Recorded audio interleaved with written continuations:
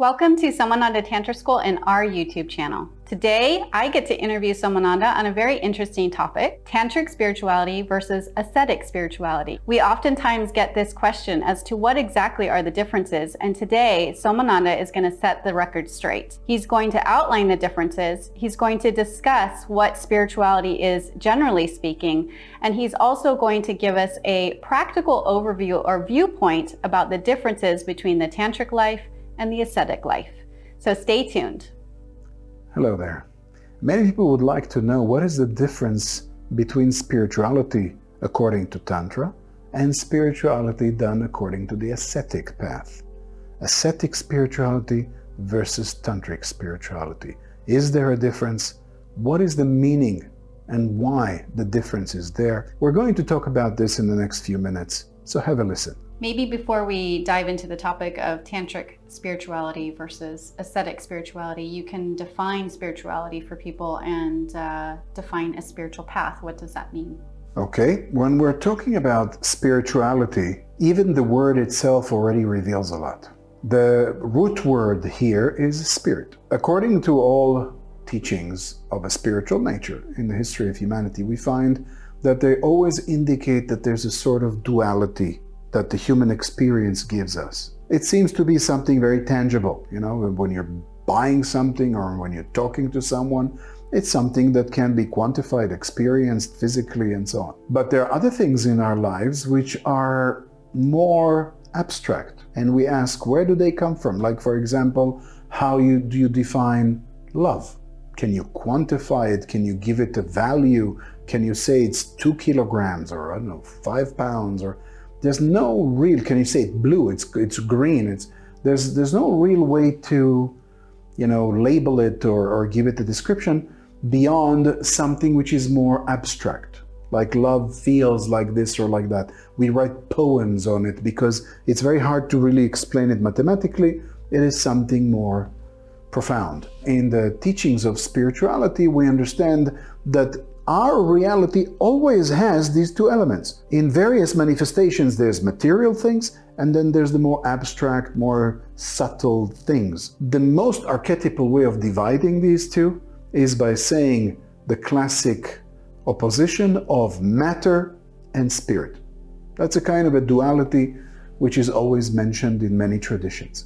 So when we're talking about the difference between matter and spirit, this is actually the essence of all spiritual teachings, because eventually, what is spirituality about? It is the aspiration to reach the spirit. But how can you become one with this side? You can get there by leaving behind that side, which is matter. So what is spirituality? If this is matter, and this is the spiritual level, it is the journey from matter to spirit. The more you are becoming spiritualized, if you wish, it means that the person is becoming less attached to material things, less confused and obscured and messed up and entangled in matter, in whichever form. Relationships, attachment to physical things like my car, my, possessions and so on. Less attached to food, to pleasures, to sex, why not, whatever. What is the opposite of a human being who is spiritual? It's a non-spiritual humanity, but even further than that, it is the animal nature. When you look at animals, usually they are pure instinct, right? Food, procreation, the basic things, survival. It's pure matter. Now, the whole point is that human beings are supposed to be more civilized, but then the higher you go than that, you become not just civilized, but spiritualized. We aspire more towards the realization, and why not unification with the spirit and leaving behind all material possessions. That is what spirituality is understood to be. The surpassing of matter and completely unifying or surrendering to the spirit. That would be the most technical way of describing spirituality. The most direct way is to do it practically, which means denounce everything and become some kind of an ascetic or a monk. And many people have chosen to do that, many monks, nuns in the history of humanity. Another way of doing it is the tantric way. And the tantric way is, instead of thinking that all those material things are my enemy or they distract me and prevent me from reaching God. Instead, I realize that God manifests everywhere, and then I can still indulge or be involved in material things, from pleasures to activities to relationships to things, as long as I do them with the awareness that this is still spirit. It is just very condensed spirit that looks like matter, but it is still a form of spirit. When you understand it and actually live your life like that authentically, not just a logical thing, oh yeah, I know it's spirit, but then you behave like other normal human being, then you're not really manifesting it in your life. But once you realize that you can do that, and there are tantric techniques, actually that's the whole point of Tantra, how to incorporate in the daily life these spiritual innuendos and spiritual practices. When you know how to do that correctly, you can actually reach to this tantric ideal where matter and spirit become one. Eventually, there is no difference. From what I understand, there's a tantric path and more of like a traditional ascetic path, but I'm kind of unsure of the differences between the two. Can you explain?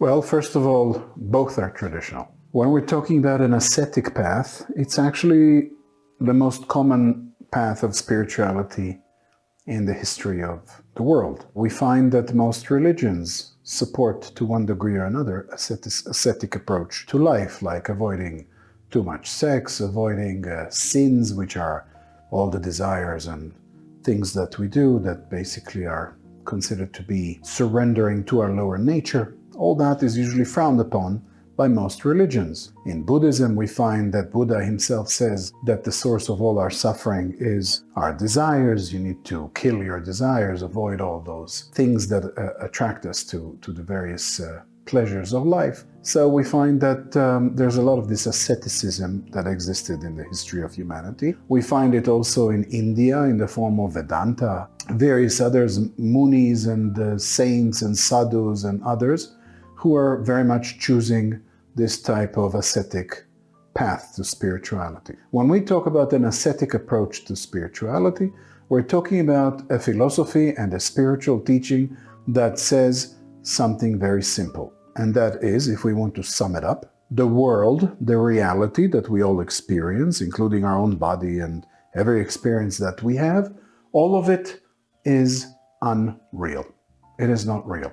I'll take a classic example, Vedanta. Vedanta is a very famous religion from India, and in the Vedantic teaching, they sum it up exactly this way. They say the whole of our reality, every single thing in our reality, including our own self, including our thoughts, including our character, our ego, everything, from the sky to the mountains to the human being to everything in reality is not real. In fact, they call it by the word Maya, which translated from Sanskrit means an illusion. And they say everything is an illusion. You're living in a dream world, basically. The problem with that is that as long as you are deluded, living in this illusion, you are simply ignorant, and in fact, you're a slave.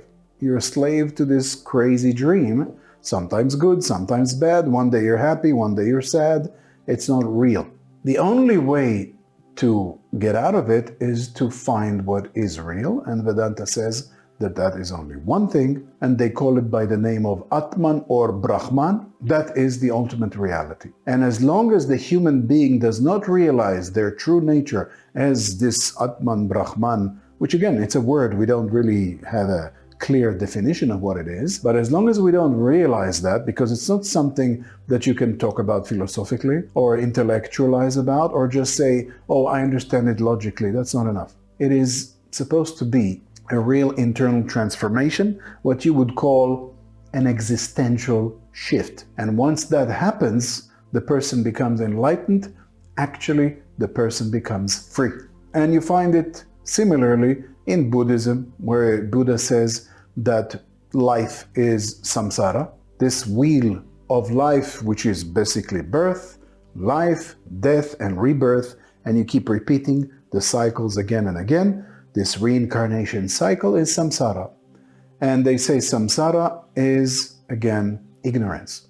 And the only solution that Buddha says to all this suffering that samsara brings us is to get out of samsara and go to nirvana. Even in Christianity, when you look at Jesus, who is talking about this new path that he's creating, he explains that eventually, what is the objective of life? We need to overcome sin. Sin is all around us. We keep sinning, and we need to overcome that in order to reach what? Where are we supposed to go eventually? What is the objective?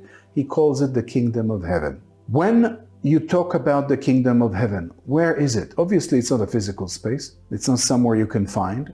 We're talking about some different level of consciousness. Even Jesus himself, when he's asked, where is thy kingdom? He says, it is not of this earth. And that's what all those paths are telling us. So why am I telling you all this? Because you ask, then what is ascetic spirituality? The ascetic form of spirituality is a form of spirituality which aims to awaken the human being from this reality which is not real, or it is a prison, or it is pain and suffering. Call it in whichever way you want to call it.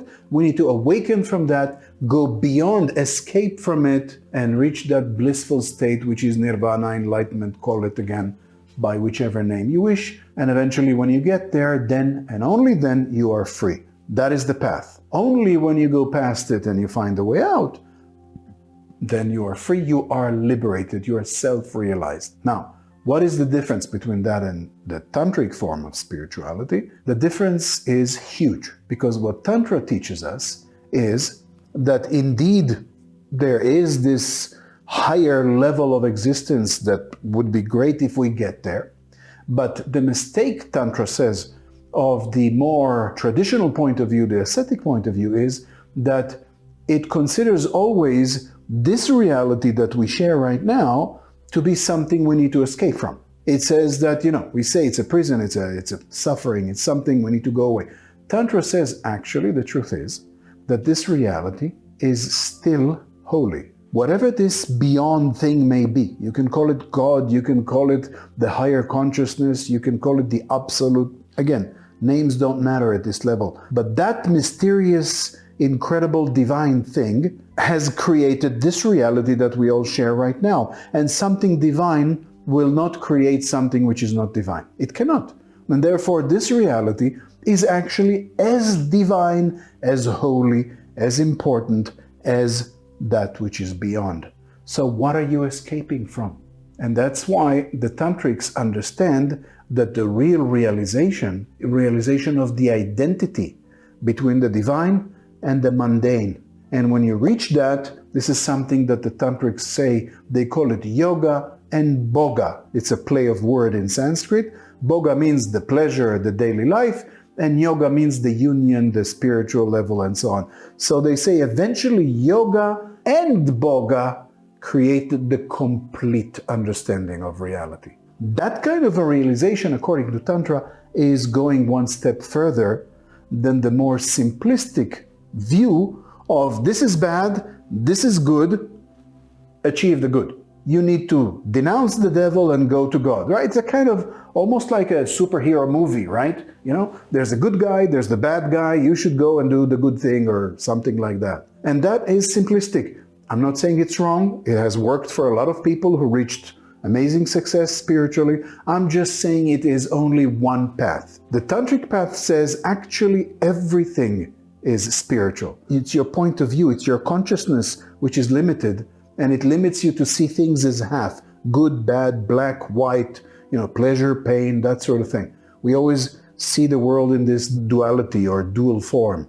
We need to surpass this duality, and that's the difference. That's why Tantra is a form of spiritual practice which is revolutionary. Although it is very ancient, still every time you study Tantra, you say, wow, these guys, these tantric spiritual masters, they saw the world, they saw reality, they saw through the very fabric of reality, and they were able to reach the enlightenment that most others wouldn't understand. Can you give our viewers sort of a practical viewpoint on the difference between tantric daily life versus, say, the ascetic daily life? I think this is a little bit self-explanatory, really, because an ascetic daily life would be, obviously, a daily life which is dedicated to, as much as possible, spiritual activities. Any activity of an ascetic would be an activity that is supposed to push them forwards towards the spirit. If you are eating, you're blessing and you're praying and you're doing that before you eat. Everything that we do, and we avoid things, we denounce, we deny all kinds of urges we may have because we try to constantly be in a state of the Spirit is in charge. The Spirit is the reason why I do whatever I do. The ideal of enlightenment or the ideal of rapture or the kingdom of heaven, whatever it is, I constantly maintain that as my realization, as my constant daily reminder. This is why I'm here for. That's what I'm doing. While a non-ascetic lifestyle, especially the tantric lifestyle, would be a daily life where you are acknowledging all your activities and even choose to do various activities. This is what we in Tantra call karma yoga, where you choose action of various kinds. You act, you don't just stay there and denounce the world and try to be all by yourself with God. You're actually involved fully in the world because you know that action, as Krishna says in the Bhagavad Gita, and Krishna was a tantric master, action is superior to inaction. So if you know how to act correctly spiritually, then every aspect of your life becomes a spiritual action, and that's what the tantrics aim for. They aim to bring the spirit or the divine to every action that they do, and then that is a lifestyle which is more active, more productive, it is more compassionate in many ways. And I'm not saying that to put down anyone who comes from an ascetic path, but think of it, if you're an ascetic and your mentality is all this is just an illusion, even suffering is an illusion eventually. Maybe I don't need to help too many people because eventually this is just a silly imagination and I just surrender to God and I just go to God and that's it. That might actually leave behind a lot of people who are perhaps suffering or need help. And maybe they don't get the help that they need. But the tantric says that why not? Because whatever it is that I do, if somebody needs help, whatever I need to get involved in life, I'm going to do it because I can do it as a spiritual act. Everything is spirit. By your actions and by anything you do in life, spiritualize the world. It's already spirit, it's just that as if you reveal it by your actions. It's a beautiful dance that the tantrics do between themselves and reality. And you can only see it in its full glory when you reach the full self-realization according to the tantric principles. It actually embraces everything. That's a very powerful form of enlightenment.